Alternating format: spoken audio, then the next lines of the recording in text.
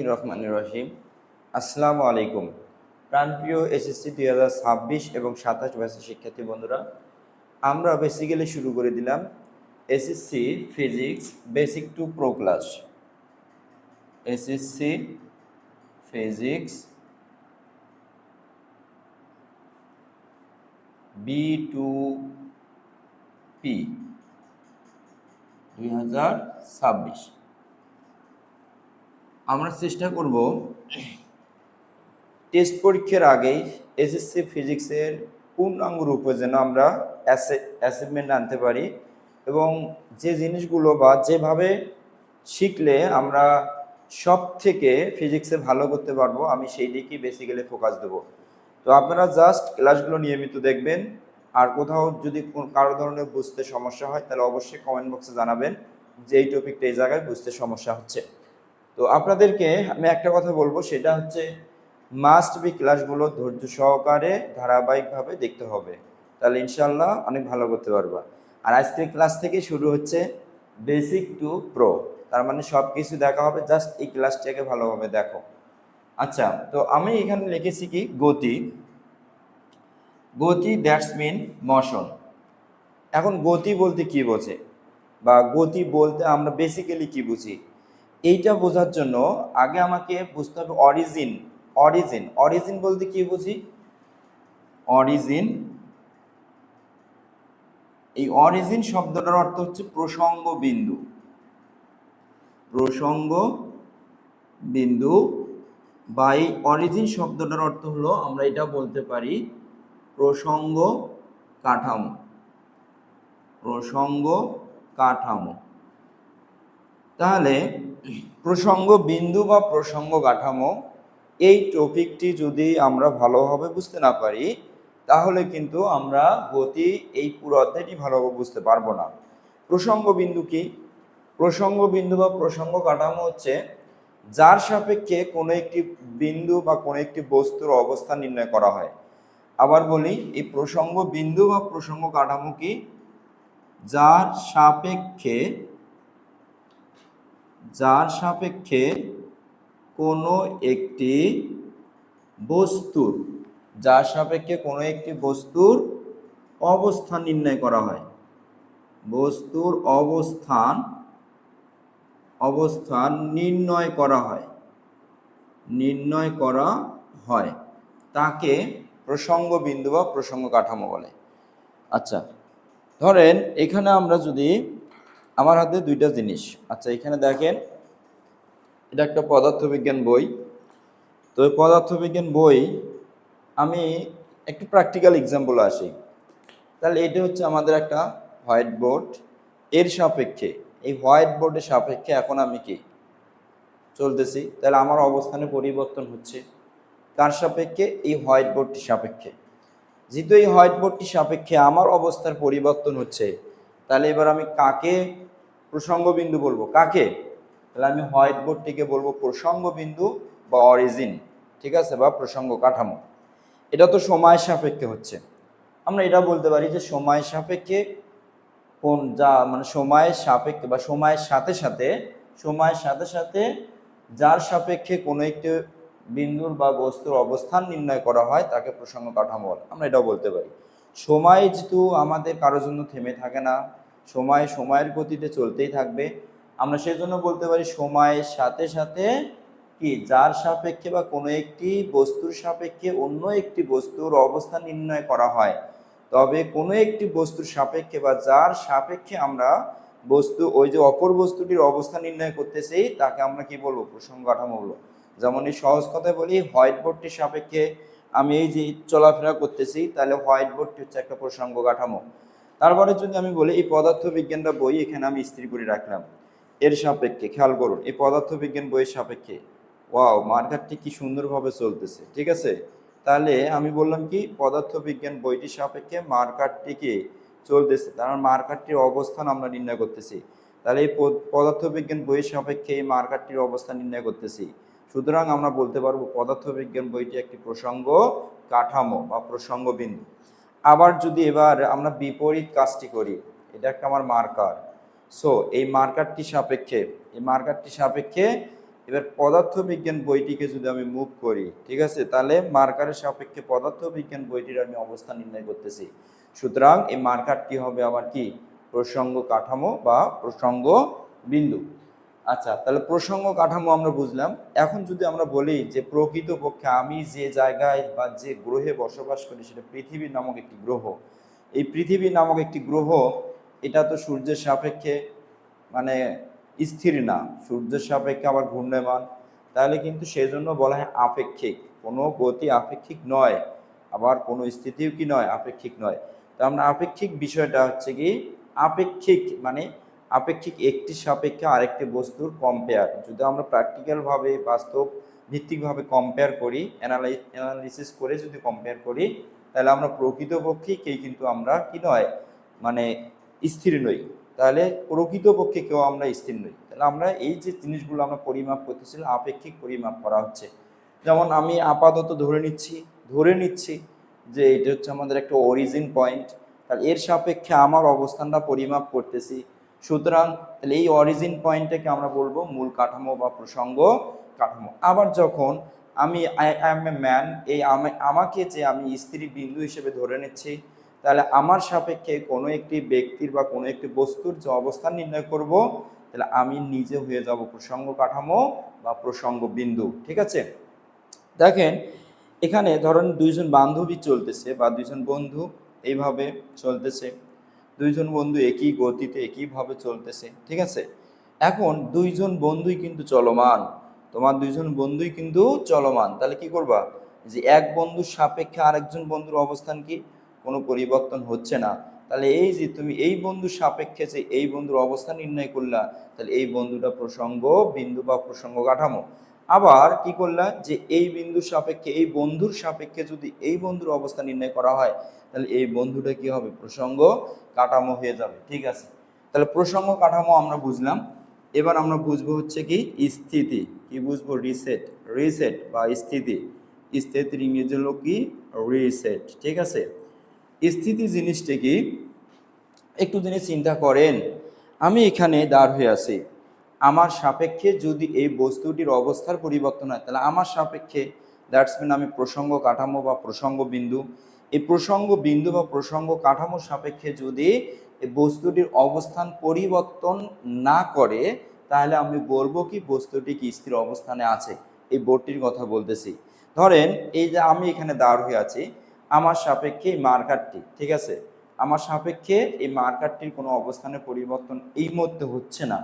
তার মানে আমি কি বলবো, আমার সাপেক্ষে মার্কারটি কি স্থির অবস্থায় আছে।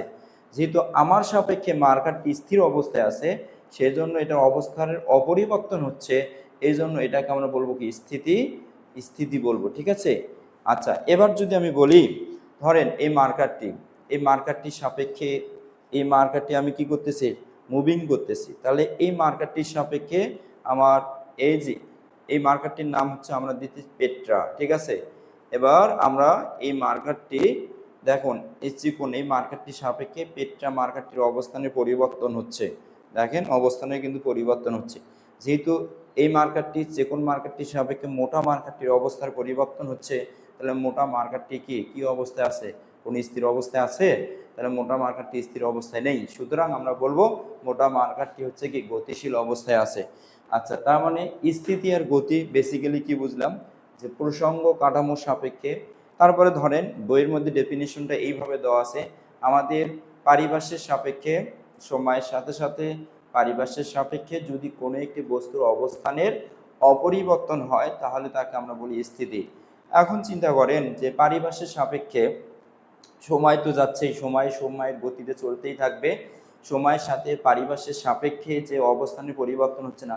এই যে পারিপার্শ্বের সাপেক্ষে আমরা কথাটা বলতেছি, তাহলে পারিপার্শ্ব জিনিসটা কি প্রসঙ্গ কাঠামো বা প্রসঙ্গ বিন্দু। তাহলে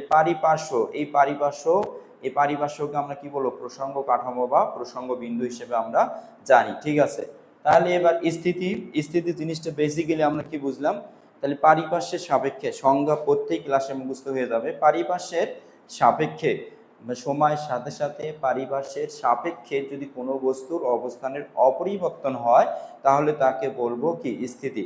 অথবা আমরা সংজ্ঞাটাকে এভাবেও বলতে পারি যে প্রসঙ্গ কাঠামো সাপেক্ষে প্রসঙ্গ কাঠামো মানেই হচ্ছে পারিপার্শ্ব প্রসঙ্গ কাঠামোর সাপেক্ষে, প্রসঙ্গ কাঠামোর সাপেক্ষে সাপেক্ষে কোনো একটি বস্তুর, প্রসঙ্গ কাঠামোর সাপেক্ষে কোনো একটি বস্তুর অবস্থানের অপরিবর্তন হলে, অবস্থানের অপরিবর্তন হলে তাকে স্থিতি বলে, তাহলে স্থিতি কাকে বলে?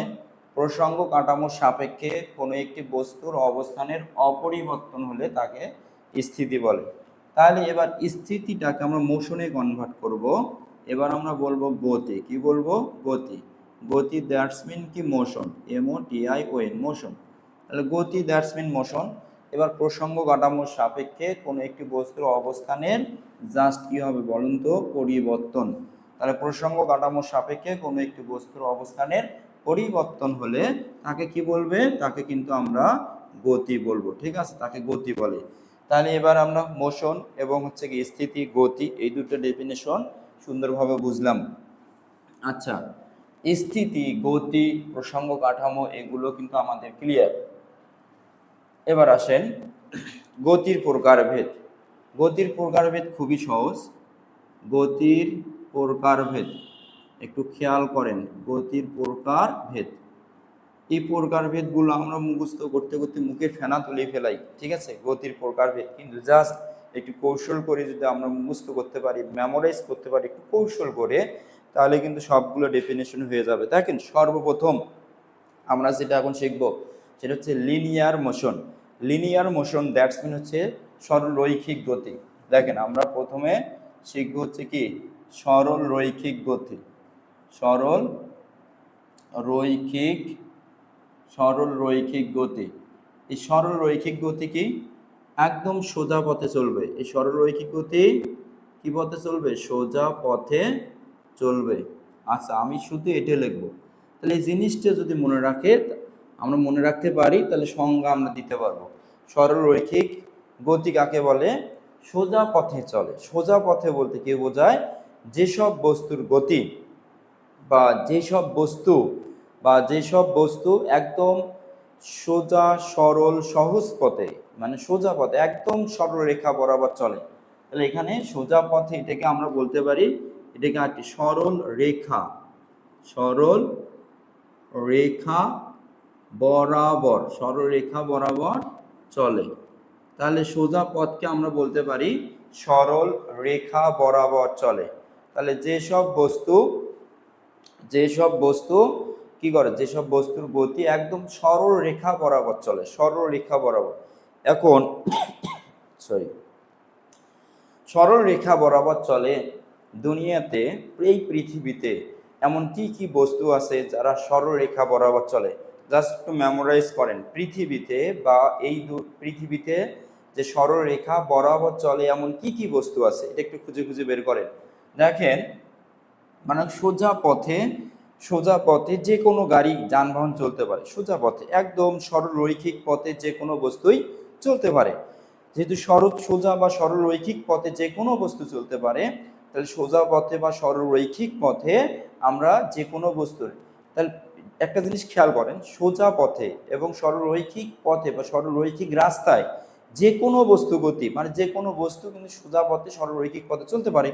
তাহলে যে কোনো গাড়ি বা যে কোনো বস্তুই যে সোজা পথে সরল রৈখিক পথে চলছে, তাহলে সোজা পথে চললেই সেটা হয়ে যাবে কি? সরল রৈখিক গতি। সেটা এখন যে কোনো বস্তুর গতি হতে পারে। ধরেন আপনি একটা সাইকেল চালাতেছেন, নতুন সাইকেল একটা কিনেছেন, তো সাইকেলটি মানে সেই স্পিডে আপনি চালানো শুরু করছেন, বা একটা বাইক কিনেছেন, ওই বাইকটি আপনি সেই স্পিডে চালানো শুরু করছেন। তাহলে আপনার গতি সোজা পথে যদি আপনি চালান, সরল রৈখিক পথে যদি আপনি বাইকটা চালান, তাহলে আপনার ওই যে বাইক চালানোর যে গতিটি হয়ে যাবে, সেটা কিন্তু হয়ে যাবে আবার কি? সরল রৈখিক গতি। তো এখন দেখেন, সরলরৈখিক গতি কি? সোজা পথে বা সরল রেখা বরাবর চলে এমন কোন বস্তুর গতিকে আমরা সরলরৈখিক গতি বলি। আচ্ছা, যেমন আমরা আরেকটা বলি যে ট্রেন, ওই আমরা পড়েছিলাম ট্রেন চলে, ছোটবেলায় ট্রেন চলা নিয়ে আমাদের একটা কবিতা ছিল। ঠিক আছে, যে মানে চল চল ট্রেন চলে, ট্রেনটা দেখেন একদম সোজা পথে সরল রৈখিক বরাবর এই ট্রেনটা কিন্তু চলতেছে, ঠিক আছে। তাহলে এই ট্রেনের গতিকে আমরা বলবো কি, সরল রৈখিক গতি। এক কথায় সরলরেখা বরাবর কোনো বস্তু যদি চলে তাহলে আমরা কি বলবো, যে সব বস্তুর গতি সরল রেখা বরাবর চলমান তাদের গতিকে আমরা কি বলবো, সরল রৈখিক গতি বলবো। বা যে সব বস্তু সোজা পথে চলে তাদের গতিকে আমরা সরল রৈখিক গতি বলবো, ঠিক আছে। এবার আমরা শিখব সরলরৈখিক গতি। এবার আমরা শিখব ঘূর্ণন গতি। কি গতি? ঘূর্ণন গতি। তাহলে ঘূর্ণন গতি কাকে বলে? তাহলে ঘূর্ণন গতি মানে দেখেন একটা নির্দিষ্ট বিন্দুকে কেন্দ্র করে কোনো একটা বস্তু ঘুরতে থাকে। তাহলে ঘূর্ণন গতি কাকে বলে? একটা নির্দিষ্ট বিন্দুকে কেন্দ্র করে কোনো একটা বস্তু কি করে, ঘুরতে থাকে। তাহলে ঘূর্ণন গতি কাকে বলে? যে ঘূর্ণন গতি হচ্ছে একটি নির্দিষ্ট পয়েন্ট বা একটা নির্দিষ্ট বা সার্টেইন পয়েন্টকে কেন্দ্র করে কোনো একটা বস্তু যে ঘুরতে থাকে, বৃত্তাকার পথে ঘুরতে থাকে, তাহলে তার গতিকে ঘূর্ণন গতি বলে। তাহলে ঘূর্ণন মানে ধরেন আপনি একটা স্টেডিয়ামে গেছেন, এখানে হচ্ছে মানে এটা আমাদের সেই একটা বৃত্তাকার মাঠ, ঠিক আছে। এখানে আমাদের খেলাধুলা করতেছে বা এটা একটা বৃত্তাকার মাঠ। এবার এই বৃত্তাকার পথ বরাবর একটা রাস্তা আছে। ওই আমরা রেস দেখি অনেক সময়, যে মানে বাইক রেস বা আমরা বৃত্তাকার বস্তু বরাবর আমরা অনেক সময় কি দেখি, অর্থাৎ কম্পিটিটর বা রেস দেখি। বা এটাকে আমরা বৃত্তাকার পথে ধরেন আপনি মানে হাঁটতেছেন, সকালবেলা উঠে ঘুম থেকে উঠে আপনি একটু ব্যায়াম করতেছেন, তো ধরেন এই বৃত্তাকার পথে আপনি যে ঘুরতেছেন, এই বৃত্তাকার পথে যে আপনি চলতেছেন, তাহলে আপনার এই গতিকে আমি কি বলবো, ঘূর্ণন গতি বলবো, ঠিক আছে। তাহলে আপনার এই গতিকে আমরা ঘূর্ণন গতি বলবো। তাহলে ঘূর্ণন গতি কাকে বলে? ঘূর্ণন গতি হচ্ছে কোনো বস্তুর গতি যদি এমন হয় যে এটি একটা নির্দিষ্ট বিন্দুকে কেন্দ্র করে বৃত্তাকার পথে ঘোরে, বৃত্তাকার পথে ঘূর্ণনশীল বা ঘূর্ণায়মান, তাহলে তার গতিকে ঘূর্ণন গতি বলে। আচ্ছা, যেমন আমার মাথার উপরে একটা ফ্যান চলতেছে, তাহলে এই ফ্যানটা কি করতেছে, একটা নির্দিষ্ট বিন্দুকে কেন্দ্র করে তিনটা পাখা আছে, তিন দিকে সুন্দরভাবে বৃত্তাকার পথে কি করতেছে, ঘুরতেছে। তাহলে এই ফ্যানের গতিকে আমরা কি বলবো, ঘূর্ণন গতি বলবো। তাহলে ঘূর্ণন গতি কাকে বলে? ঘূর্ণন গতি হচ্ছে কোনো বস্তুকণার গতি যদি এমন হয় যে এটি একটি বৃত্তাকার পথে ঘোরে, তাহলে তার গতিকে ঘূর্ণন গতি বলে, ঠিক আছে। তো বৃত্তাকার পথে ঘুরবে, এটা কথা মনে রাখবেন, বৃত্তাকার পথে কি ঘোরে। তাহলে বৃত্তাকার পথে ঘোরে এমন একটা বস্তুকণার গতিকে আমরা কি বলবো, ঘূর্ণন গতি বলবো, ঠিক আছে। ঘূর্ণন গতি সম্পর্কে আমরা বুঝলাম। এবার আমরা যেটা আলোচনা করব, চলন গতি। চলন গতি, এই চলন গতির মধ্যে আমাদের একটা শর্ত মনে রাখতে হবে, বস্তুর সকল কণা, তাহলে হচ্ছে চলন গতির ডেফিনিশন কি হবে, বস্তুর সকল কণা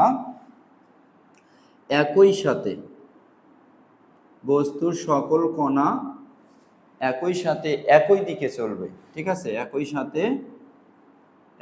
দিকে চলে। এটি হচ্ছে এই কথাটা মনে রাখতে হবে। কিন্তু বস্তুর একটি কণা না, মানে চলন গতি হলো কি, বস্তুর সকল কণা একই সাথে একই দিকে চলবে। ধরেন আমার হাতে এই তিনটা মার্কার আছে, ঠিক আছে। এখন তিনটে মার্কারকে আমি যদি এইভাবে চালাই, বা ধরেন এই একটি মার্কার চলবে, দেখেন এই একটি মার্কার যদি চলে, আমার চলতেছে, তাহলে এই মার্কারটির মধ্যে কণা কি একটি?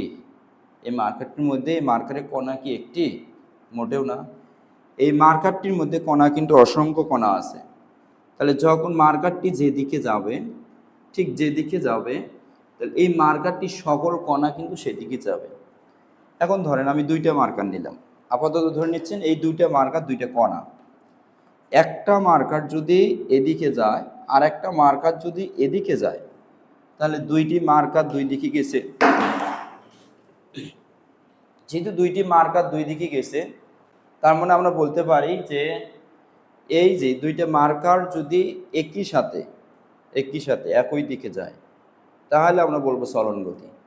এখন একটা মার্কার এইদিকে আর একটা মার্কার এইদিকে, তাহলে চলন গতি নয়। এর অর্থটা কি? এর অর্থ হচ্ছে চলন গতি কাকে বলে?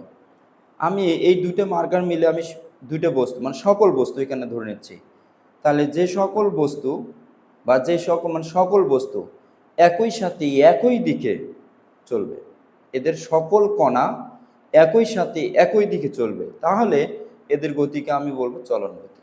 ঠিক আছে? এবং মনে করেন যে মার্কারটার হেড যাচ্ছে একদিকে, এই মার্কারটি যাচ্ছে আরেক দিকে, তাহলে কিন্তু এটা চলন গতি হবে না। ঠিক আছে? তাহলে চলন গতি হবে কিভাবে? চলন গতি হবে হচ্ছে যে কোনো একটা বস্তু যদি একই সাথে মানে সকল কণা যদি একই সাথে আমার একই দিকে চলে, তাহলে তার গতি হবে কি? চলন গতি। তাহলে চলন গতির সংজ্ঞা কি দেবো আমরা? চলন গতির সংজ্ঞা হচ্ছে কোনো বস্তু কণার গতি যদি এমন হয় যে এটি সময়ের সাথে সাথে সকল বস্তু কণা মানে সকল কণা একই সাথে বা একই দিকে চলবে, একই সাথে একই দিকে চলে, তাহলে তার গতিকে আমরা চলন গতি বলবো। আচ্ছা, এবার আমরা পড়বো হচ্ছে পর্যায়বৃত্ত গতি। কি গতি?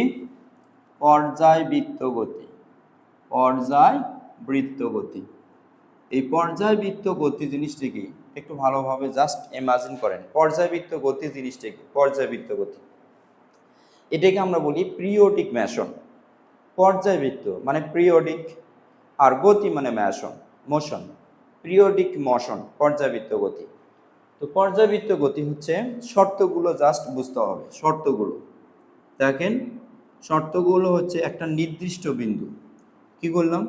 একটা নির্দিষ্ট বিন্দুকে কেন্দ্র করে সর্বদা সমান দূরত্ব বজায় রেখে একটা বস্তু চলমান, একটা নির্দিষ্ট বিন্দু। তাহলে ওকে কেন্দ্র করে পি বিন্দু দূরত্ব, ওকে কেন্দ্র করে কিউ বিন্দু দূরত্ব, ওকে কেন্দ্র করে আর বিন্দু দূরত্ব, ওকে কেন্দ্র করে এস বিন্দু দূরত্ব, এইভাবে P Q R S W সকল বিন্দু দূরত্ব যেন সমান হয়। তার মানে আমরা কি বুঝলাম? একটা নির্দিষ্ট বিন্দুকে কেন্দ্র করে সর্বদা সমান দূরত্ব বজায় রেখে একই দিকে একটা নির্দিষ্ট সময় পর পর একটি নির্দিষ্ট বিন্দুকে অতিক্রম করবে। কথাগুলো বুঝতে হবে। তাহলে শর্ত কি? পর্যায়বৃত্ত গতি কাকে বলে? পর্যায়বৃত্ত গতি হচ্ছে ডেফিনেশনটা এরকম যে কোনো বস্তু কণার গতি যদি এমন হয় যে এটি একটি নির্দিষ্ট বিন্দুকে কেন্দ্র করে সর্বদা সমান দূরত্ব বজায় রেখে একটি নির্দিষ্ট সময় পর পর একটি নির্দিষ্ট দিক থেকে পর্যায়ক্রমে অতিক্রম করে, একটা নির্দিষ্ট বিন্দুকে পর্যায়ক্রমে অতিক্রম করে, তাহলে তার গতিকে পর্যায়বৃত্ত গতি বলে। ঠিক আছে? তাহলে পর্যায়বৃত্ত গতি ডেফিনেশন বুঝলাম। তার শর্তগুলো কি? এক নির্দিষ্ট বিন্দুকে কেন্দ্র করে একটা নির্দিষ্ট বিন্দু থাকবে, নির্দিষ্ট বিন্দুকে কেন্দ্র করে, ঠিক আছে, কেন্দ্র করে, নির্দিষ্ট বিন্দুকে কেন্দ্র করে, এটা হচ্ছে সর্বদা সমান দূরত্ব। তা 2 নম্বর দূরত্বটা কি হবে? সমান দূরত্ব। এই সমান দূরত্বের কথা যে বললাম, 3 নাম্বার সমান দূরত্ব এবং একটা নির্দিষ্ট বিন্দুকে নির্দিষ্ট সময় পর পর অতিক্রম করবে। মনে রাখতে হবে, একটি নির্দিষ্ট বিন্দুকে একটি নির্দিষ্ট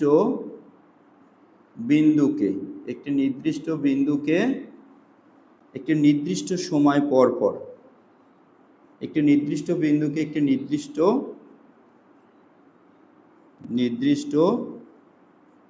সময় পর পর, ঠিক আছে? তাহলে একটি নির্দিষ্ট বিন্দুকে একটি নির্দিষ্ট সময় পর পর কি করে? অতিক্রম করে। তাহলে পর্যায়বৃত্ত গতি কি? কোনো বস্তু কণার গতি যদি এমন হয় যে একটা নির্দিষ্ট বিন্দুকে সর্বদা সমান দূরত্ব বজায় রেখে একটা নির্দিষ্ট সময় পর পর অতিক্রম করে, একটা নির্দিষ্ট বিন্দুকে, মানে কি করলাম? আমি যদি এখানে আমার এই ঘড়ির কাঁটাটা আছে, দেখেন আমার এই ঘড়ির কাঁটা দেখেন, এখন আমরা যদি এখানে এখানে সেকেন্ডে কাটা কোথায় যাচ্ছে, সেকেন্ডে কাটা কিন্তু টোটাল এখানে এসেছে 12। আবার এই সেকেন্ডে কাটাটা একটা নির্দিষ্ট দিকে ঘুরতেছে। আমরা যদি দেখি একটা নির্দিষ্ট দিকে কিন্তু ঘুরতেছে, ঘুরে ঘুরে ঘুরে সেকেন্ডে কাঁটাটা আবার কি করবে, এই জায়গাতে চলে আসবে। ঠিক আছে, মানে কি করতেছে, নির্দিষ্ট দিকে ঘুরে ঘুরে ঘুরে ঘুরে ঘুরে ঘুরে সেকেন্ডে কাঁটাটা আবার এই জায়গাতে চলে আসবে। তার মানে এখান থেকে কি বুঝলাম, এই যে সেকেন্ডে কাঁটা বা মিনিটে কাঁটা বা ঘন্টার কাঁটা, তারা কি করতেছে, একটা নির্দিষ্ট দিকে কিন্তু তারা ঘুরতেছে। আমরা এটাকে বলি ঘড়ি কাঁটার দিকে। যেহেতু তারা একটা নির্দিষ্ট দিকে ঘুরতেছে, আর একটা এক সেকেন্ডে কাঁটাটা নির্দিষ্ট সময় পরপর একটা বিন্দুকে অতিক্রম করতেছে, আবার মিনিটের কাঁটাটাও নির্দিষ্ট সময় পরপর একটা বিন্দুকে অতিক্রম করে, আবার ঘন্টার কাঁটাটিও নির্দিষ্ট সময় পরপর একটা বিন্দুকে অতিক্রম করে। এখন যে সময় বাজে, আগামীকাল এই সময় ঘন্টার কাঁটা এখানে থাকবে, সেকেন্ডের কাঁটা এই সময় এখানে থাকবে। একটু আগে আমরা দেখলাম যে সেকেন্ডের কাঁটাটা 12-তে ছিল, 12, মানে এখানে 12-তে, আবার কি 1 সেকেন্ড সম্পূর্ণ হলো। ঠিক আছে, এখান থেকে যাত্রা শুরু করে আবার এখানে আসতেছে। এই যে আসার সময়টাও কিন্তু আমাদের নির্দিষ্ট। সেজন্য বুঝতে হবে যে নির্দিষ্ট বিন্দুকে কেন্দ্র করে সর্বদা সমান দূরত্ব বজায় রেখে একটা নির্দিষ্ট মানে সময় পর পর একই দিক থেকে অতিক্রম করে, তাহলে তার গতিকে পর্যায়বৃত্ত গতি বলে। ঠিক আছে, এবার সরল স্পন্দন গতি আমরা বুঝবো। পর্যায়বৃত্ত গতি তো বুঝলাম, এবার আমরা বুঝবো সরল স্পন্দন গতি। সরল স্পন্দন গতি, সরল স্পন্দন গতি। সরল স্পন্দন গতি কি, ছোটবেলায় দোল খাইছিলেন, পর্যায়কালে একটা সময় একটা নির্দিষ্ট দিকে সরল স্পন্দন গতি। পর্যায়কালে আমরা যদি এখানে বলি, পর্যায়কালে এখান থেকে দেখেন, আমি এখান থেকে যাত্রা শুরু করতেছি, করে করে করে করে আবার ঘুরে আবার এই জায়গায় আসলে তাহলে কি হবে, তাহলে কি হবে, একটি পর্যায়বৃত্ত গতি সম্পূর্ণ করলো। ঠিক আছে, এবার ধরেন এখান থেকে পর্যায়কাল অর্ধেক সময় এখানে, বাকি অর্ধেক সময় একই পথে বিপরীত দিকে। তাহলে পর্যায়কাল, পর্যায়বৃত্ত গতি কাকে বলে, সরল স্পন্দন গতি মানে একটা নির্দিষ্ট দিকে এবং একই পথে বিপরীত দিকে। তাহলে এখানে যদি আমরা 10 সেকেন্ডে আসি, তাহলে একই পথে বিপরীত দিকে 10 সেকেন্ডে আসলে তাহলে তার গতিকে সরল স্পন্দন গতি বলা হবে। তার মানে আমরা যখন ছোটবেলায় দোলনা ছিল, তাহলে কি ছিল, দোলনা এই যে মনে করো যে এখানে টান দিয়ে আমরা কি করলাম, এখান থেকে ছেড়ে দিলাম, আবার একই পথে বাকি অর্ধেক সময় এখানে আসবে। তার মানে কি হলো, এখানে টি, এর বিন্দুটা এ আর এই বিন্দুটা হলো পি, টি এ পি। তার মানে পর্যায়কালের অর্ধেক সময় একটা নির্দিষ্ট দিকে, বাকি অর্ধেক সময় একই পথে বিপরীত দিকে, তাহলে তার গতিকে সরল স্পন্দন গতি বলে। সরল স্পন্দন গতি কাকে বলে, পর্যায়কালের অর্ধেক সময় একটা নির্দিষ্ট দিকে এবং বাকি অর্ধেক সময় একই পথে বিপরীত দিকে, তাহলে এই বস্তুর গতিকে সরল স্পন্দন গতি বলে। ঠিক আছে, আমরা এতটুকু বুঝলাম। এখন আমরা শিখব রাশি। রাশি বা কোয়ান্টিটি। রাশির ইংরেজি শব্দ কি, কোয়ান্টিটি। রাশি বা কোয়ান্টিটি, বা যেহেতু রাশি আমরা যদি কোয়ান্টিটি বলি তাহলে সিঙ্গুলার, কোয়ান্টিটিস প্লুরাল। তাহলে রাশি বা কোয়ান্টিটি, রাশি বা কোয়ান্টিটিস এই জিনিসটা কি, ভৌত জগতে পৃথিবী নামক একটা গ্রহ, দ্যাটস মিন আমরা যেখানে এই জগতে আমরা বসবাস করি এটাকে আমরা ভৌত জগৎ বলি। ভৌত জগতে যা কিছু পরিমাপ করা যায় তাকে রাশি বলে। ভৌত জগতে যা কিছু পরিমাপ করা যায় তাকে কি বলে, রাশি বলে। আচ্ছা, এবার আপনি খেয়াল করেন যে রাশিকে আমরা দুই ভাগে ভাগ করতে পারি, দিকের উপর ভিত্তি করে। কিসের উপর, দিকের উপর ভিত্তি করে, দিকের উপর ভিত্তি করে রাশিকে দুই ভাগে ভাগ করা যায়। রাশিকে দুই ভাগে ভাগ করা যায়, দুই ভাগে ভাগ করা যায়। তার মানে কি, দিকের উপর ভিত্তি করে রাশিকে দুই ভাগে ভাগ করা যায়। একটা রাশি হচ্ছে, আমরা যদি বলি একটা রাশি হচ্ছে স্কেলার রাশি, স্কেলার রাশি, আর একটা রাশি হচ্ছে ভেক্টর রাশি। ভেক্টর রাশি। আচ্ছা, এই দুইটা জিনিস চিনতে হবে, স্কেলার রাশি আর ভেক্টর রাশি। আমরা কি রাশি বুঝতে পেরেছি? আমার হাতে দুইটা মার্কার, আমি যদি আপনাকে এই মার্কারটি দিয়ে বলি যে আপনি এটা পরিমাপ করেন, তাহলে আপনি কি করবেন? এই মার্কারটি পরিমাপ করতে কি কি পরিমাপ করবেন? তাহলে এই মার্কারটি আপনি ভর পরিমাপ করবেন, একটা ভর আছে, যদি ভর পান যেটা পৃথিবী তার নিজের দিকে টানতেছে, ভর দিয়ে 9.8 দিয়ে যদি ভরকে গুণন করেন তাহলে ওজন পাবেন, এটা একটা রাশি। আবার এটা কি কি করতে পারেন, এটা হচ্ছে দৈর্ঘ্য আছে, দৈর্ঘ্য পরিমাপ করতে পারেন। আবার এটাকে কাটলেন মাঝ বরাবর, কেটে মাঝখানে সেন্টার পয়েন্ট থেকে এই যে প্রস্থ পরিমাপ করতে পারেন। আচ্ছা, তার মানে এই যে পরিমাপগুলো করতেছি এগুলোকে বেসিক্যালি আমরা কি বলি? রাশি বলি। ঠিক আছে, তাহলে রাশি কাকে বলে? তাহলে ভৌত জগতে যা কিছু পরিমাপ করা যায়, মানে যা কিছু পরিমাপ করা যায় তাকে কিন্তু রাশি বলে। রাশি কয় প্রকার? দিকের উপর ভিত্তি করে রাশিকে আমরা দুই ভাগে ভাগ করতে পারি। কয় ভাগে? দুই ভাগে। একটা হলো স্কেলার রাশি আর একটি হলো ভেক্টর রাশি। একটাকে আমরা বলবো স্কেলার রাশি আর একটাকে বলবো ভেক্টর রাশি। ভেক্টর রাশি কি থাকবে? যে রাশিকে প্রকাশ করতে মান প্লাস দিক থাকবে, মান প্লাস দিক থাকবে তাকে আমরা ভেক্টর রাশি বলবো। আর যে রাশিকে প্রকাশ করতে শুধুমাত্র মান থাকবে, শুধুমাত্র কি থাকবে? মান থাকবে, তাকে আমরা কি বলবো? স্কেলার রাশি বলবো। এটা তো মুখস্থ, মেমোরাইজ।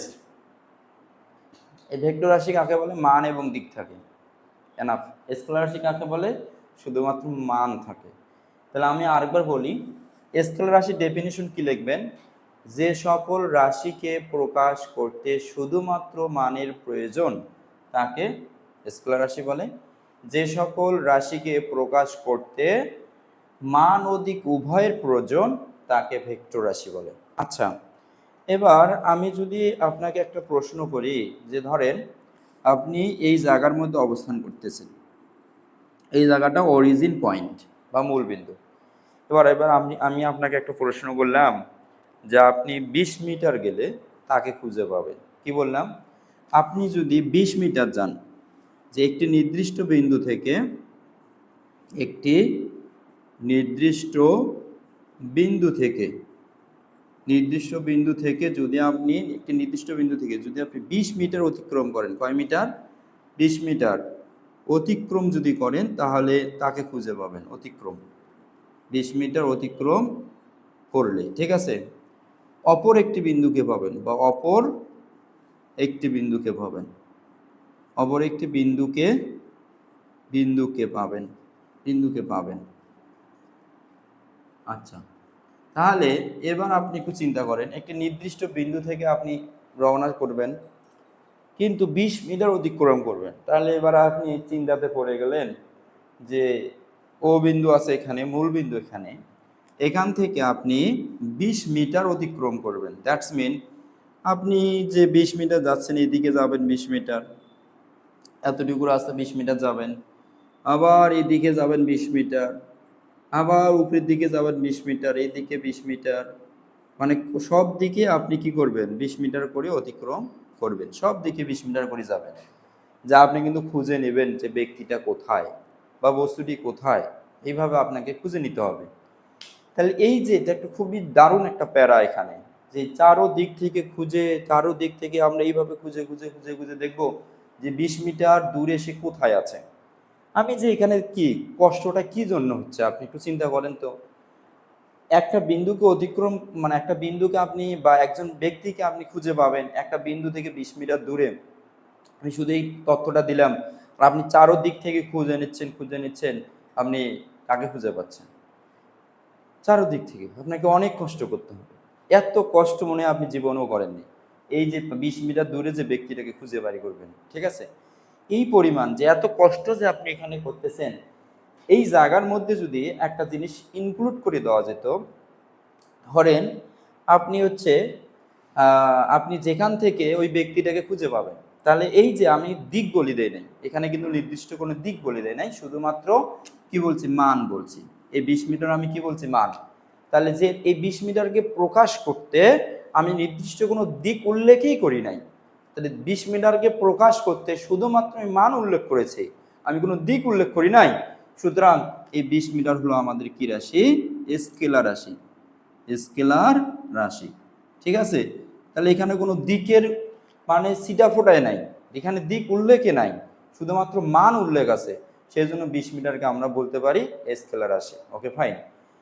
তাহলে এবার দেখেন, আপনি একটা দোকানে গেলেন, ঠিক আছে, দোকানে যাওয়ার পর আপনি মামাকে বললেন, মামা 30 কেজি চাল। কয় কেজি চাল? 30 কেজি চাল নেবেন। আপনাকে খুবই ক্ষুধা লেগেছে, 30 কেজি চাল এনে আমি একবারে রান্না শুরু করে দেব। ঠিক আছে, তাহলে আপনি যে 30 কেজি চাল কিনলেন, তাহলে আপনি দোকানদারকে কি গিয়ে বলবেন যে মামা 30 কেজি চাল আপনি উত্তর দিকে দেন। দেখেন তো, উত্তর দিকে 30 কেজি চাল উত্তর দিকে, তাহলে কেজি এই দিকের সাথে কি কখনো ম্যাচিং হয়? 30 কেজি, কেজি একটা রাশি, এই কেজি রাশিটি দিকের সাথে কোনো ম্যাচিং হয় না, মিল খায় না, এটাকে বুঝতে হবে। তার মানে কেজিকে প্রকাশ করার জন্য আমাদের কোনো দিকের প্রয়োজন নেই, এটা মাথায় রাখতে হবে। তাহলে 30 কেজিকে প্রকাশ করার জন্য 30 কেজি, তারপরে 40 কেজি, এইভাবে যে কোনো কেজি রাশিকে প্রকাশ করতে আমাদের দিকের কোনো প্রয়োজন নাই, সেই জন্য আমরা কেজিকে কি বলবো? বেসিক্যালি স্কেলার রাশি বলবো। আর মনে করেন এবার এই 20 মিটারকে প্রকাশ করার জন্য আমরা যদি একটা সুনির্দিষ্ট দিক বলে দিতে পারি, তাহলে এই আমাদের কষ্ট লাঘব হবে, তাহলে ওই ব্যক্তিকে খুব সহজেই খুঁজে পাওয়া যাবে আমি যে ব্যক্তির কাছে যেতে চাচ্ছি। এটা ও বিন্দু থেকে এটা একটা পথ আছে, এই পথটার নাম দিলেন আপনি এক্স। এবার যদি আপনি বলেন যে ও এক্স বরাবর একটা পথ আছে, আপনি একটা নির্দিষ্ট, আপনি যে জায়গায় দাঁড় হয়ে আছেন ও বিন্দুতে, ও বিন্দু থেকে দেখেন তো ও এক্স বরাবর একটা রাস্তা আছে, ওখান থেকে দেখেন তো, ধরেন আমি এটা দিক নিলাম হচ্ছে উত্তর দিক, এটা উত্তর দিক, এটা নিলাম হচ্ছে দক্ষিণ দিক, এটা নিলাম পূর্ব, এটা নিলাম ধরলাম পশ্চিম। আচ্ছা, পূর্ব পশ্চিম নিয়ে নিলাম। আচ্ছা, এবার আপনাকে এইভাবে প্রশ্ন করলো, আচ্ছা আপনি একটু দেখেন তো, পশ্চিম দিকের সাথে, পশ্চিম দিকের সাথে উত্তর দিক, মানে পশ্চিম দিকের সাথে উত্তর দিক, উত্তর দিক আর পশ্চিম দিকের মাঝামাঝি একটা রাস্তা গেছে। উত্তর দিক আর মানে পশ্চিম দিক আর হলো উত্তর দিক, উত্তর আর পশ্চিম দিকের মাঝামাঝি একটা রাস্তা গেছে।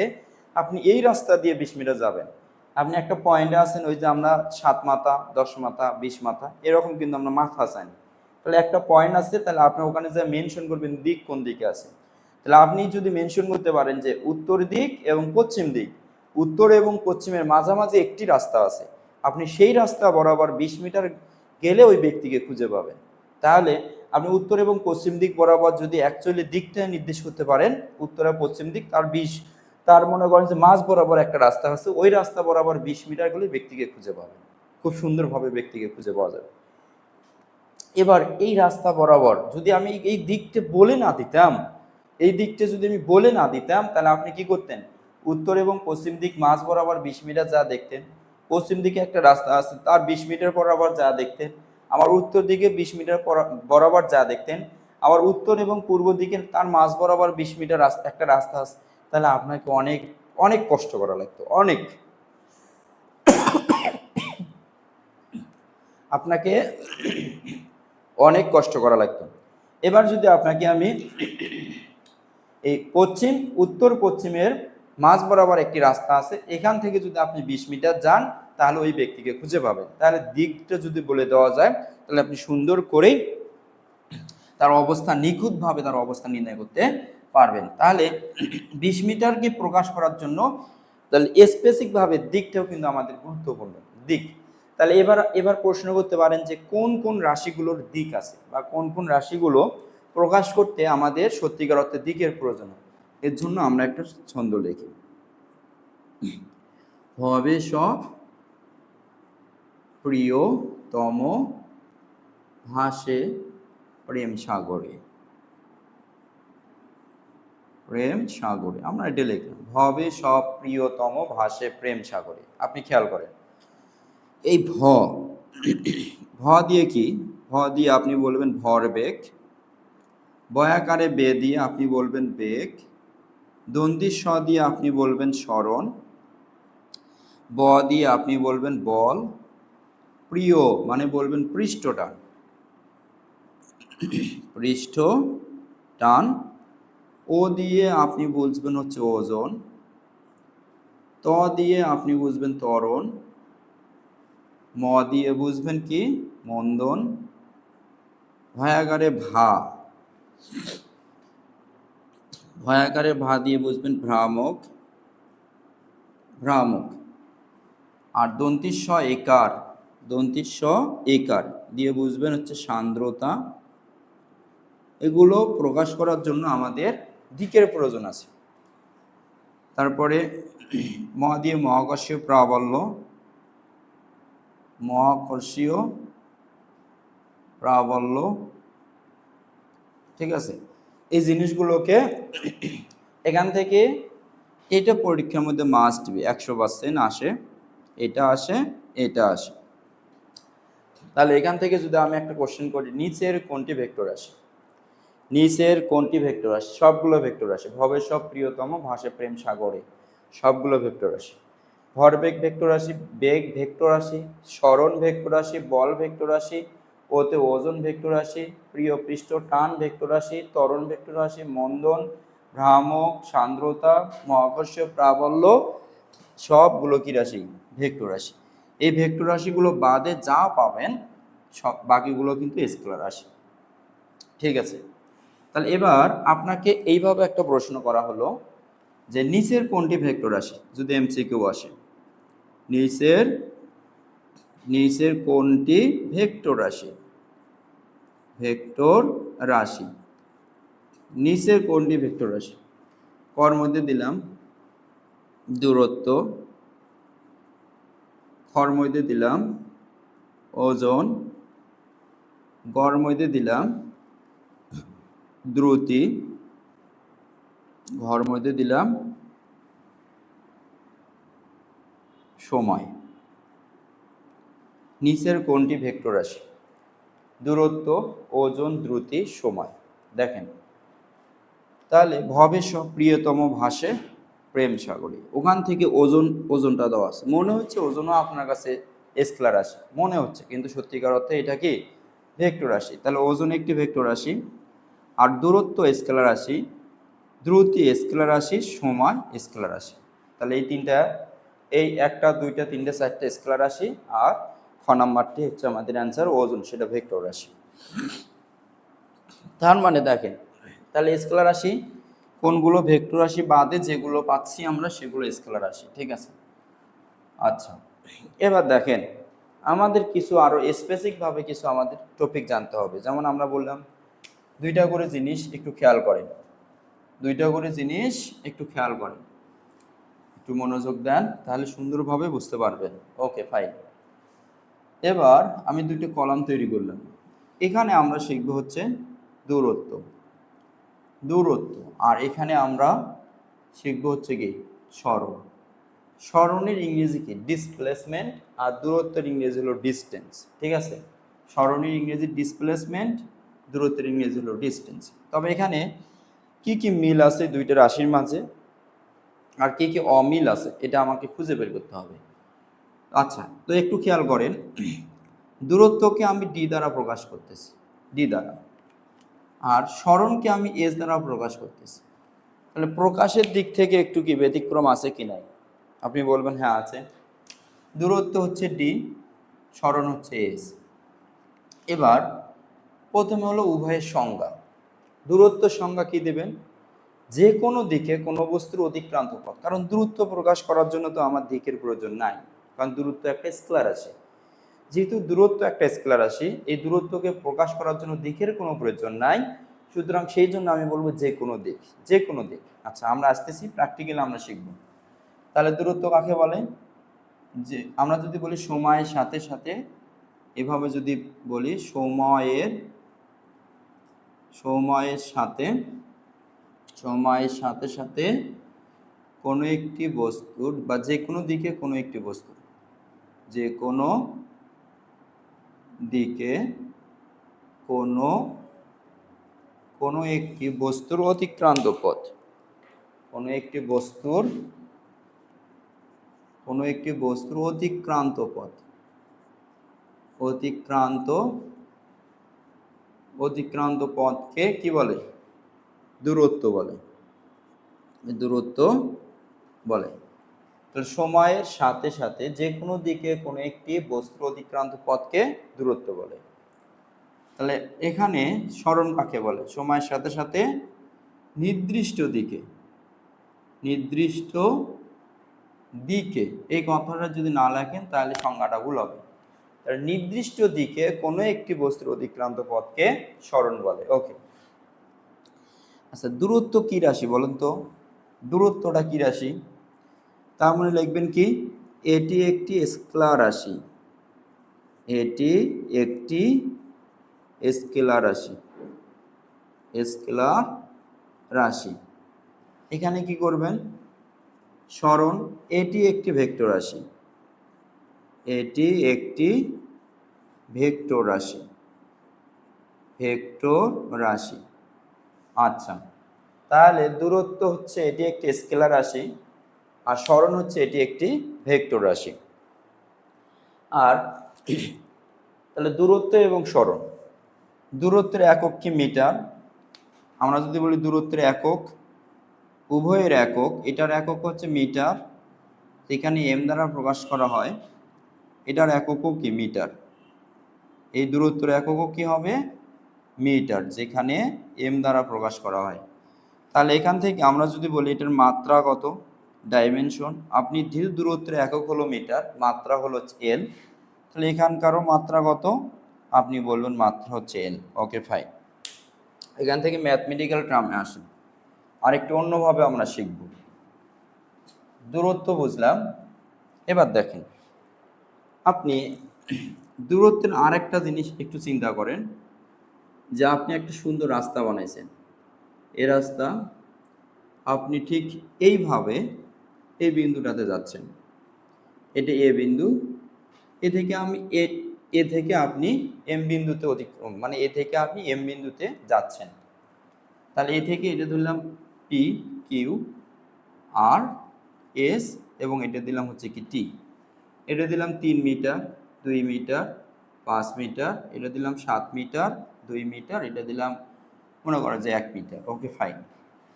এবার আর মাঝামাঝি ডট ডট দিয়ে আরেকটি স্পেশাল রাস্তা আছে, এটা আমার জন্য তৈরি করা, ঠিক আছে, এটা আমি তৈরি করলাম। এবং এ এবং এম এটার মধ্যবর্তী মান দিয়ে দিলাম 20 মিটার, 20 মিটার। এখান থেকে আপনাকে যদি আমি এবার প্রশ্ন করি যে 1 নাম্বার দূরত্ব কত, 2 নাম্বার প্রশ্ন হচ্ছে সরণ কত। এই দুটা প্রশ্ন আমি আপনাকে করতেছি। 1 নাম্বার প্রশ্ন দূরত্ব কত, 2 নাম্বার প্রশ্ন হচ্ছে সরণ কত। দূরত্ব হচ্ছে আদি বিন্দু এবং শেষ বিন্দুর যে রাস্তাটা পাবেন, মানে যে কোনো দিক যেটা আছে, যে কোনো দিকের যে মোট পথ, মানে যে পথটা আছে, যে রাস্তাটি বা যে রাস্তাটা আছে, এই রাস্তার হচ্ছে কি মোট দূরত্ব, মানে মোট, মানে আদি এবং শেষের মধ্যবর্তী যে রাস্তা যতটুকু পথ অতিক্রম করেছে তার মোট, ঠিক আছে, তাকে আমরা কি বলবো? দূরত্ব বলবো। যেমন দেখেন, তাহলে দেখেন যে কোনো রাস্তা, এটা হচ্ছে আমাদের রাস্তা, তার অতিক্রান্ত পথ হচ্ছে কি, এ থেকে পিতে যাবে ব্যক্তি, পি থেকে কিউতে যাবে, আবার কিউ থেকে আরতে যাবে, আবার আর থেকে এসে যাবে, আবার এস থেকে টিতে যাবে, আবার টি থেকে এমতে যাবে। এটা হচ্ছে তার অতিক্রান্ত মোট দূরত্ব। এই মোট দূরত্বকেই বেসিক্যালি দূরত্ব বলে। মোট দূরত্বকে কি বলে? দূরত্ব বলে। তাহলে এবার আপনি এটার হিসেব যদি করেন, 3 মিটার, তারপরে আছে 2 মিটার, তারপর 5 মিটার, তারপর 7 মিটার, তারপর 2 মিটার, তারপর 1 মিটার। তাহলে মোট অতিক্রান্ত পথ, তাহলে একে যদি আমরা হিসেব নিকেশ করে আমি কত পাবো? 3 2 5 10, 10 আর 7 17, 17 আর হচ্ছে 3 20 মিটার। তাহলে টোটাল আমি কত মিটার পেলাম? 20 মিটার পেলাম। অতিক্রান্ত মোট দূরত্ব কিন্তু 20 মিটার। এবার সরণ কি? সরণের আর একটা ডেফিনিশন আপনি মনে রাখবেন, কোনো একটা বস্তুর আদি বিন্দু ও শেষ বিন্দুর মধ্যবর্তী সরলরৈখিক পথ। মনে রাখবেন কি বললাম? আদি বিন্দু ও শেষ বিন্দুর মধ্যবর্তী সরল রৈখিক পথ। তার মানে কি? সরণ কাকে বলে? আদি বিন্দু ও শেষ বিন্দুর মধ্যবর্তী সরলরৈখিক পথকে সরণ বলে। তাহলে আদি বিন্দু কি? এ, শেষ বিন্দু কি? এম, তার মধ্যবর্তী সরল পথ কি? এ এবং এম এর মধ্যবর্তী সরল পথ দেওয়া আছে 20 মিটার। তাহলে সরণ হচ্ছে আমাদের কত মিটার? 20 মিটার।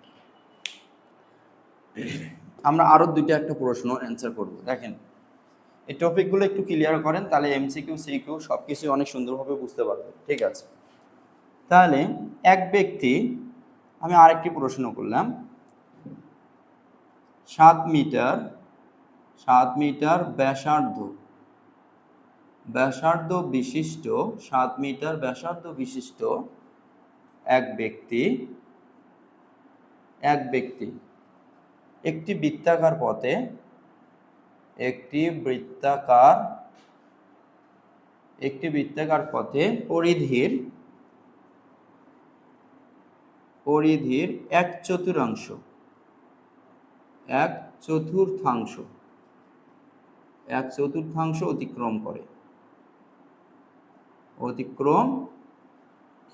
এক চতুর্থাংশ অতিক্রম করে। তাহলে 7 মিটার ব্যাসার্ধ বিশিষ্ট এক ব্যক্তি একটি বৃত্তাকার পথে পরিধির 1/4 অতিক্রম করে।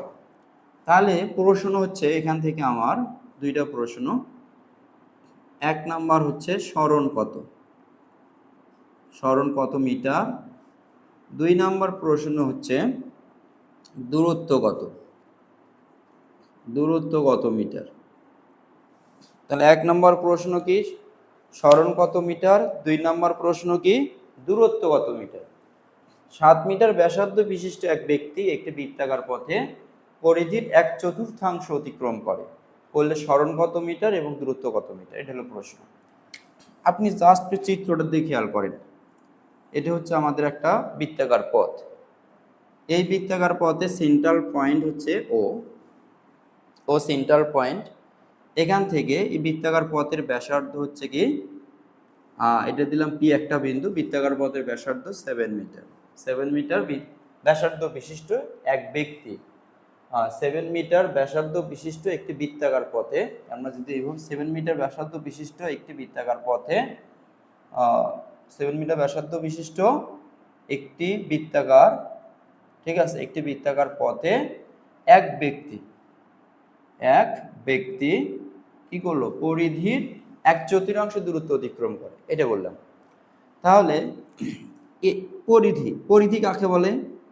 এই যে এখান থেকে যাত্রা শুরু করে এই যে এই বৃত্তাকার পথে এই যে রাস্তাটা, এই রাস্তাটি আমি এখান থেকে শুরু করে আমি পি বিন্দুতে আসলাম, এটা হলো পরিধি।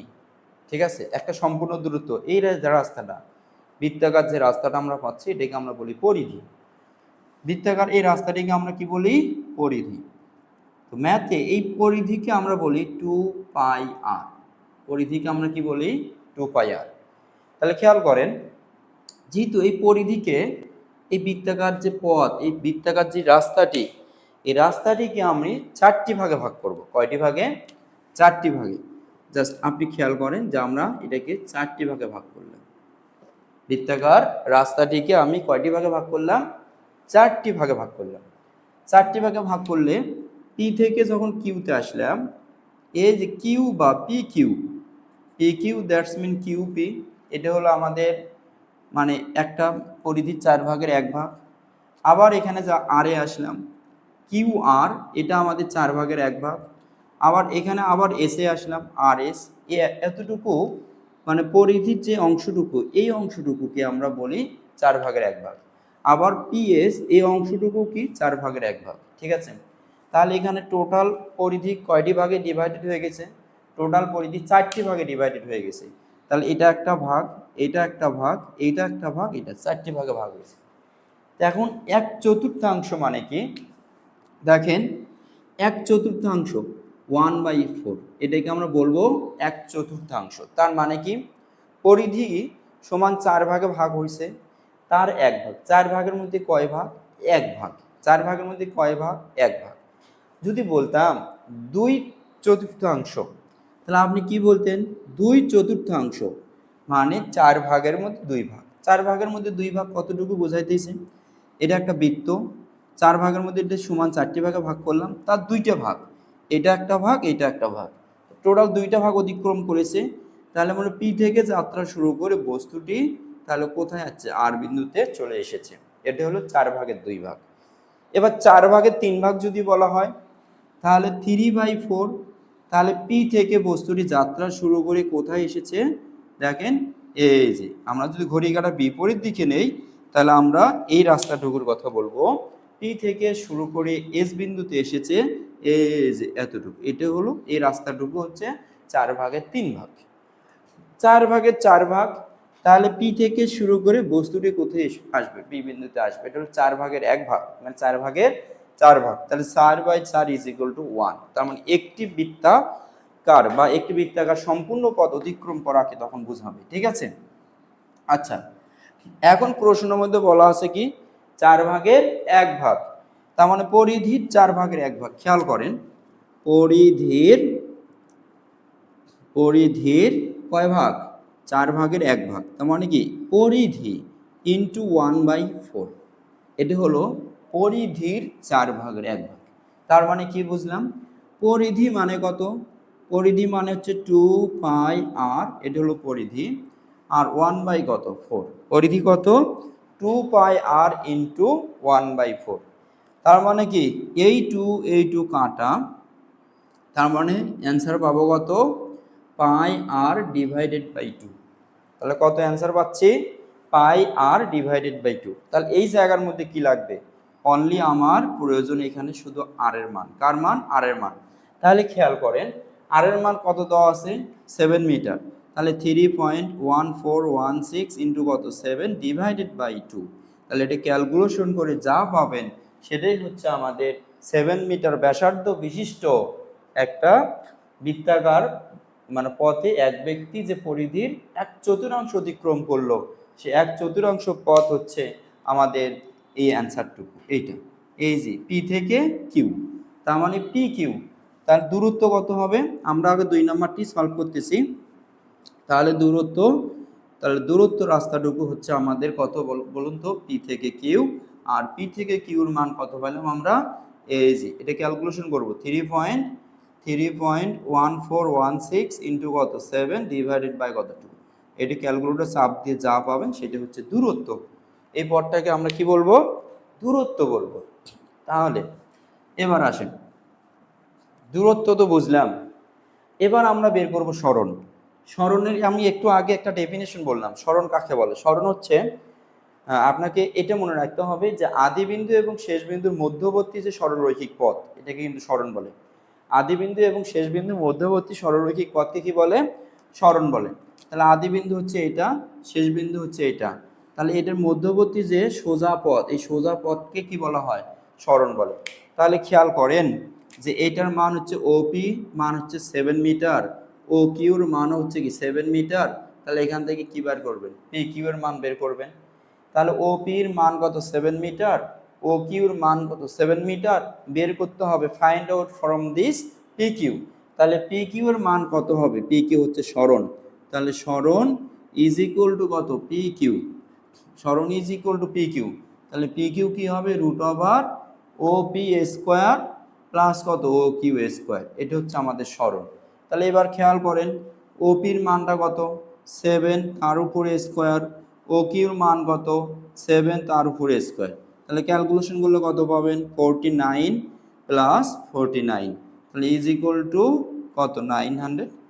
এটা হচ্ছে আমাদের সরণ এত মিটার, ঠিক আছে। আমরা সরণ কি আর দূরত্ব কি এটা আমরা আলহামদুলিল্লাহ বুঝতে পারলাম, সরণ এবং দূরত্ব। আমরা যদি আরেকটা এক্সাম্পল দেই সরণ এবং দূরত্ব থেকে, আমরা আরেকটা এক্সাম্পল দিয়ে সরণ এবং দূরত্ব শেষ করব। আচ্ছা, তারপরে যদি আপনাকে এরকম কোশ্চেন করা হয় যে ধরেন আপনি একটা বিন্দু বা একটা বিন্দু থেকে যাত্রা শুরু করেছেন, শুরু করে আপনি আবার সেই বিন্দুতে ফিরে আসলেন, তাহলে আপনি একটা সম্পূর্ণ বৃত্তাকার পথ অতিক্রম করলেন। তাহলে এখানে ও থেকে পি, এই সম্পূর্ণ যে বৃত্তাকার পথ অতিক্রম করলেন ওপি, এটার মান দিয়ে দিলাম আপনার 8 মিটার। তাহলে এবার যদি আপনাকে আমি প্রশ্ন করি, ভালো করে প্রশ্নটা বুঝুন। তাহলে পি বিন্দু থেকে যাত্রা শুরু করে একটা সম্পূর্ণ পথ অতিক্রম করে আবার পি বিন্দুতে আসলেন, এবং এই বৃত্তাকার পথের দূর মানে ব্যাসার্ধ হচ্ছে ওপি ইজ ইকুয়াল টু 8 মিটার। তাহলে এবার প্রশ্ন হচ্ছে সরণ আর দূরত্ব কত। তাহলে এবার প্রশ্ন কি, সরণ এবং দূরত্ব কত। সরণ হচ্ছে আদি বিন্দু, হচ্ছে এটা, এটা কি বিন্দু, আদি বিন্দু, আদি বিন্দু। Okay fine. তাহলে তুমি একটা বৃত্তাকার পথ অতিক্রম করে আবার পি বিন্দুতেই ফিরে আসলে, তাহলে পি বিন্দু থেকে যাত্রা শুরু করে একটি বৃত্তাকার পথ অতিক্রম করে পি বিন্দুতে ফিরে আসলা, তার মানে তোমার আদি বিন্দু এবং শেষ বিন্দু একটা নির্দিষ্ট বিন্দু হয়ে গেছে। তাহলে আদি বিন্দু এবং শেষ বিন্দু যে একটা নির্দিষ্ট বিন্দু হয়ে গেল, তাদের মধ্যবর্তী সরলরেখে কোনো পথ কি আছে? আপনি বলবেন নেই। যেহেতু আদি বিন্দু এবং শেষ বিন্দু তাদের মধ্যবর্তী সরলরেখে কোনো পথ নেই, সেই জন্য এটাকে আমরা বলবো কি, এটাকে আমরা বলবো হচ্ছে সরণ। তাহলে সরণটা কত, আদি বিন্দু, তাহলে ও থেকে এটা কত আমাদের, তাহলে এখানে সরণ হবে 0 মিটার। কেন? কারণ আদি বিন্দু ও শেষ বিন্দু একটা নির্দিষ্ট বিন্দুতে আছে, মানে এইটা হলো আদি বিন্দু। এখান থেকে আপনি কি করলেন, যাত্রা শুরু করলেন। এখান থেকে যাত্রা শুরু করে আপনি এই তো এইভাবে গেলেন, যা আবার ওই বিন্দুতেই চলে আসলেন। তাহলে আদি বিন্দু এবং শেষ বিন্দু একটা নির্দিষ্ট বিন্দু, আদি বিন্দু এবং শেষ বিন্দু একটা নির্দিষ্ট বিন্দু। এই বিন্দুতে আদি বিন্দু এবং শেষ বিন্দু, এই বিন্দুতে মানে বিন্দুদ্বয়ের মধ্যবর্তী কোনো দূরত্ব নেই। যেহেতু বিন্দুদ্বয়ের মধ্যবর্তী কোনো দূরত্ব নেই, সেই জন্য এখানে সরণ কত মিটার, সরণ এখানে 0 মিটার। ঠিক আছে, সরণ 0 মিটার। ওকে, এবার এখানে আসেন আবার দূরত্ব কত মিটার।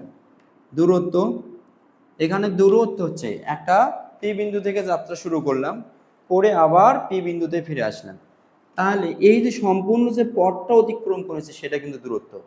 তাহলে সরণ কি, আদি বিন্দু এবং শেষ বিন্দুর মধ্যবর্তী সরলরৈখিক পথ, আর দূরত্ব কি, মোট অতিক্রান্ত পথ। আচ্ছা, তাহলে মোট অতিক্রান্ত পথ কত, 2πr, এটা হলো মোট অতিক্রান্ত পথ।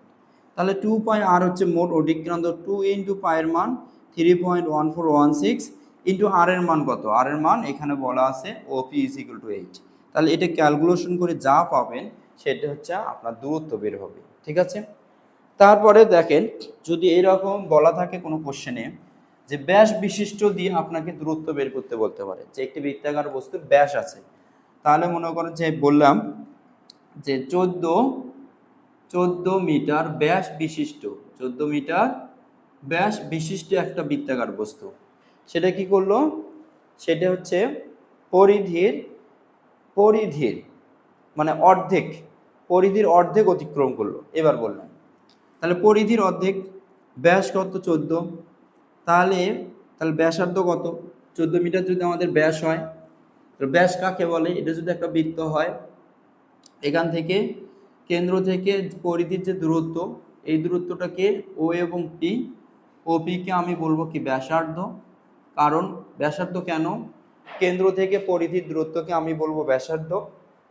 আর আর বৃহত্তম যে আমরা জানি ওপি, আর যদি বলি ও কিউ, তাহলে এখানে কিউ এবং পি, তাহলে বৃত্তের পি বিন্দু আর কিউ বিন্দুর মধ্যবর্তী যে সরলরৈখিক পথ, এটাকে বৃহত্তম জ্যা বলে। বৃহত্তম জ্যাকে আমরা ব্যাস বলতে পারি। 14 মিটার হচ্ছে আমাদের কত ব্যাস। এবার এইটুকু ও কিউ, আর এই যে ও কিউ আর ওপি, এই দুটো পরস্পর সমান, আর ব্যাসার্ধকে আর দ্বারা প্রকাশ করা হয়। তাহলে এখানে r plus r is equal to কত 14। কেন আর প্লাস আর, মানে কিউ আর হলো পি, কিউ আর পি এটার মধ্যবর্তী ডিস্টেন্স কিউ এবং পি, তাহলে এতটুকু কত আর, আবার এতটুকু কত আর, তাহলে r plus r is equal to 14 metre. তাহলে এখানে কত হবে 2r ইজ ইকুয়াল টু 14, আর r ইজ ইকুয়াল টু 14 ভাগ হলো 2, তাহলে r এর মান কত পেলাম আমরা 7 মিটার পেলাম। এই r এর মান যে 7 মিটার পেলাম এটা কিন্তু আমাদের ব্যাসার্ধ, তাহলে ব্যাস দেওয়া থাকলেও মাস্ট বি ব্যাসার্ধ বের করতে হবে। তো এখানে দেখেন, তাহলে আমি এখানে প্রশ্ন করলাম যে 14 মিটার ব্যাস বিশিষ্ট একটি বৃত্তাকার বস্তু, মানে 14 মিটার ব্যাস বিশিষ্ট একটা বৃত্তাকার পথে এক ব্যক্তি অর্ধেক পরিধি, মানে পরিধির অর্ধেক পথ যদি অতিক্রম করে তাহলে দূরত্ব কত এবং সরণ কত। আচ্ছা, তাহলে এই যে এইটুকু পথ আমরা যদি এইরকম আমরা একটা বৃত্ত অঙ্কন করি, তাহলে এই যে পথটুকু, এই পথটুকু এটা হচ্ছে কি 14 মিটার, তাহলে তার আদি বিন্দু হচ্ছে যদি পি হয় আর শেষ বিন্দু যদি কিউ হয়, তাহলে এই যে পরিধিটা, এই যে পরিধিটা হচ্ছে তার কি দূরত্ব। তাহলে দূরত্ব কত এখানে, তাহলে দূরত্ব হবে হচ্ছে 2 পাই আর ডিভাইডেড বাই 2, কারণ পরিধির অর্ধেক, তাহলে 2 কাটা, তাহলে এখানে আর এর মানটা কত হবে পাই এবং আর, তাহলে আর এর মান কত 7, তাহলে 7 পাই হচ্ছে তার কি দূরত্ব। আর সরণটা কত, আদি বিন্দু পি শেষ বিন্দু কিউ, তাহলে সরণ হচ্ছে মানে পি কিউ, সরণটা কি পি কিউ এর মান কত মিটার 14 মিটার, তাহলে সরণ কিন্তু হলো 14 মিটার। ঠিক আছে, তাহলে আমরা দূরত্ব এবং সরণ থেকে যা যা পরীক্ষায় কোশ্চেন আসে সেটা আমরা শিখলাম। এখন